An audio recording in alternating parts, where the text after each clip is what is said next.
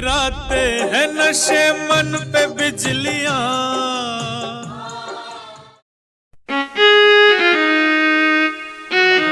ऐसे केस में अंदर है जहां उन्होंने अपनी बीवी से शादी की थी, यानी इंटरनेशनल मीडिया तो इसको ऐसे ही देखता है कि अपनी बीवी से शादी करने के जुर्म में अब एक शख्स जेल में।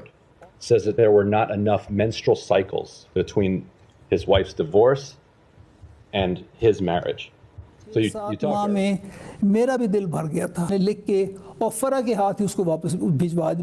14 नवंबर 2000 चीज है जिस पर खालिस औरत ही पर एतमाद किया जा सकता है। 3 हैज अपने आप को रोक के रखेंगी। प्रेगनेंसी टेस्ट है, 3 सेकंड में पता चल जाता है कि औरत प्रेग्नेंट है या नहीं है। आप अल्ट्रासाउंड करवाएं, आपको ये पता चल जाता है बच्चा है भी, कितने बच्चे हैं, उसका दिल धड़का नहीं धड़का, उसकी उंगलियां कितनी हैं, ये तक पता चल जाता है। तो ये सब रास्ते थे। निकली थी तो मेरे घर में ही मैं इद्दत पूरी करके निकली थी। मेरे जो